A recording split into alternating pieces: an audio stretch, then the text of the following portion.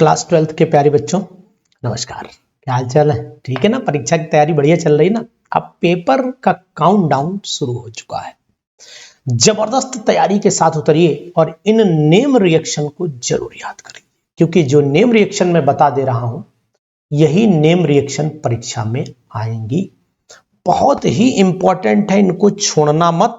जो रिएक्शन मैं बता रहा हूं, सबसे पहले अगर ये नेम रिएक्शन आपने तैयार कर ली तो फिर ये मान करके चलना कि आप 100% उस मुकाम पर हो जहां होना चाहिए। 5 रिएक्शन तो 100% आपको मिलेंगी। तो रिएक्शन नंबर 1 की मैं शुरुआत यहीं से कर लेता हूं।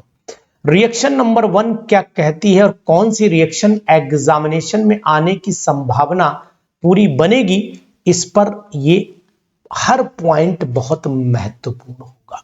तो चलिए साथियों, शुरुआत कर लेते हैं अपने इस चैनल पर इंपॉर्टेंट नेम रिएक्शन का ये सफर। शुरू करें तो पेन कॉपी निकाल लो, नोट कर डालो, रट डालो, आएंगी यही। नंबर 1, सबसे पहले जो रिएक्शन है उसका नाम है स्वार्ट्स अभिक्रिया, यानी कि स्वार्ट्स रिएक्शन। ये आपको 100% मिलने वाली है इस बार 2026 की परीक्षा में। तो आप तैयार कर लीजिए इनको, ठीक है ना? ये 100% मिलेंगी, आप मेरी बात को मान लीजिए। दूसरी रिएक्शन जो बहुत ही महत्वपूर्ण है, इसके भी मिलने के चांस परीक्षा में बहुत ज्यादा है, तो आप इसको भी तैयार कर लीजिए। बताएं कौन सी रिएक्शन है? बहुत ही जबरदस्त, फ्रीडल क्राफ्ट रिएक्शन। ये फ्रीडल क्राफ्ट की जो रिएक्शन है ये भी परीक्षा में लगभग और लगभग तय है। आप ये मान लेना कि ये आ गई। तो एक तो फ्रीडल क्राफ्ट रिएक्शन, दूसरी स्वार्ट्स रिएक्शन, बहुत ही जबरदस्त।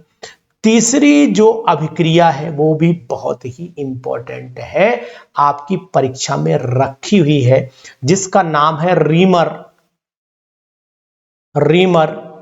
टीमैन अभिक्रिया, रीमर टीमैन्स रिएक्शन। रीमर टीमैन रिएक्शन, ये अभिक्रियाएं मैं वो बता रहा हूं जिनकी परीक्षा में पूर्ण रूप से संभावना मुझे दिखाई देती है। आपका नजरिया क्या है मुझे नहीं पता, लेकिन आप इन पर 2026 लिखते चलिए, क्योंकि यही आपके लिए वरदान साबित होंगी 2026 में, और अनुस्वर को आप निश्चित तौर पर याद करेंगे। चौथी अभिक्रिया है, मैं आपको बताऊंगा 5 अभिक्रियाएं निश्चित तौर पर आएंगी। चौथी है हॉफमैन की अभिक्रिया, इसको भी आप जरूर याद कर लो। हॉफमैन्स रिएक्शन ये आनी ही आनी है, इसको भी किसी भी रूप में आए रोकी नहीं जाएगी। मैं कहता हूं कि आप आज ही तैयार कर लो। मैं आपको लिखने का तरीका भी इनको बताऊंगा, लेकिन उससे पहले कि आप इस रिएक्शन को जरूर पढ़ डालिए। पांचवी जो बहुत ही इंपॉर्टेंट अभिक्रिया है, जिसको कार्बाइल एमीन अभिक्रिया बोलते हैं, तो कार्बाइल एमीन भी इस बार आने की संभावना बहुत ज्यादा है, इसको भी आप तैयार करिए।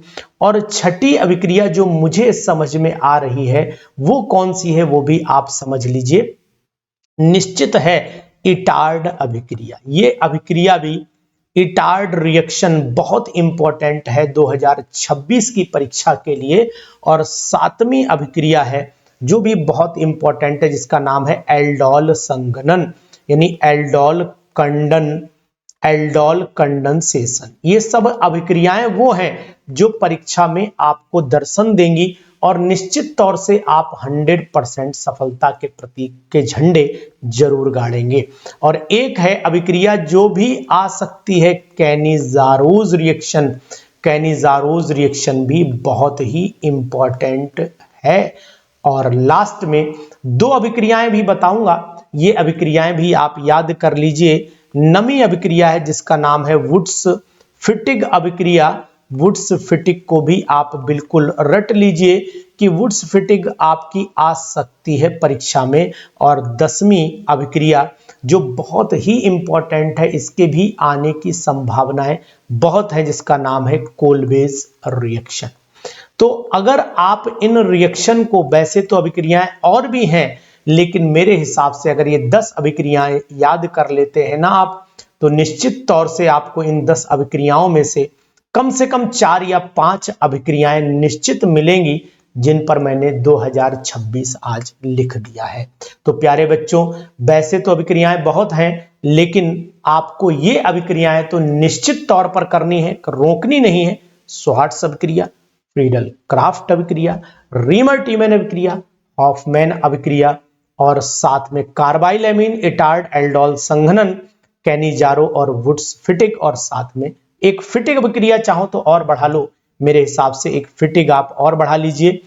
फिटिक अभिक्रिया भी बहुत ही इंपॉर्टेंट है, फिटिक रिएक्शन। एक चीज आपको और बताएं, कुछ अभिक्रियाएं जो पढ़ लेना चाहिए एग्जाम में जाने से पहले। ये तो हो गई आने की संभावनाओं वाली, और एग्जाम में जाने से पहले एक तो सैंडमेयर को भी जरूर देख लीजिएगा। सैंडमेयर अभिक्रिया को जरूर देख लेना, छोड़ना मत।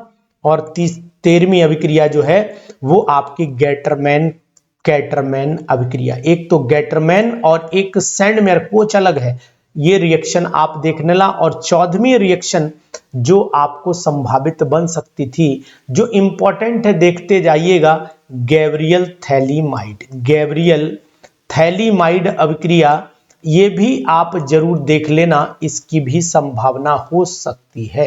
फिलहाल वो जो ऊपर बताई है वो इंपॉर्टेंट है, लेकिन चलते चलते इनको भी नजरअंदाज मत करिएगा, क्योंकि ये अभिक्रियाएं भी किसी से कम नहीं है। तो अगर आप चाहते हैं कि गैटरमैन कोच अगर तैयार करना चाहते तो एक 15वीं अभिक्रिया वो भी लिख लीजिए, 15वीं अभिक्रिया वो भी लिख लो, गैटरमैन कोच। गैटरमैन अलग है और गैटरमैन्स कोच रिएक्शन अलग है।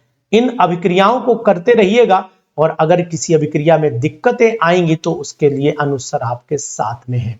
याद करा देंगे कि आखिरकार किस तरीके से आपने अभिक्रियाओं की जो लिस्ट बनाई है याद करनी। तो अगली वीडियो में मैं आपको बताऊंगा एक एक अभिक्रिया का ऑपरेशन, और साथ ही साथ कौन कौन से विभेद आपको तैयार करने हैं वो भी मैं डिफरेंस भी बताऊंगा। तो पहले आप इसको जरूर अपने राजीव या विद्या कोई भी हो उसमें टिक करिए, और साथ में इन रिएक्शन को फटाफट याद कर डालिए, क्योंकि यही परीक्षा में आएगी। Thank you.